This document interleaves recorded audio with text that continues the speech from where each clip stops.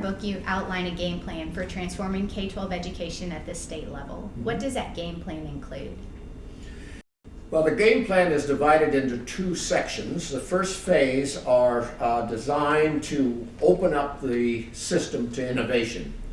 The current education system of our country does not allow for innovation of any consequence. And so in order to do that, the first portion of the game plan is fourfold. First is legislation to make the state a right-to-work state.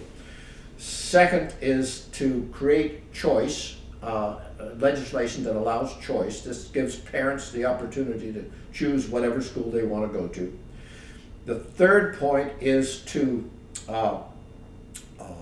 create a leadership institute to train leaders for the schools. And the reason for that is if we're going to change our schools, we have to have change agent leaders, and we are not getting them in our current system.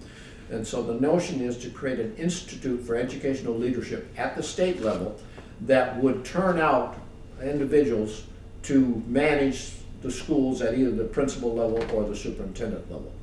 And so you have right to work, innovation district, choice, and an institute for leadership. That's phase one of the transformation plan. And that should, if you could get those four things done, I believe you need to let it go for 3 or 4 years while you turn out some leaders and they have an opportunity to operate inside the system. And my feeling is that these leaders should go into small districts, not big ones, because it's much easier to change a small district than a big one.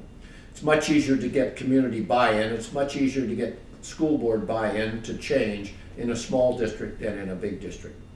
And so the reason we are involved in Mississippi and in Idaho is that both states are largely rural, have numerous small districts, and are ripe for change. And so we believe that if we could pass these 4 pieces of legislation in a state, that we would then be in a position to begin the transformation of schools in that state.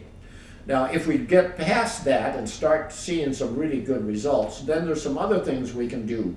For example, go to appointed school boards and urban systems, change certification laws so that we have a different way of training teachers, change the curriculum, change graduation requirements. These are all subsequent things that need to be done, but cannot be done until we do the first 4.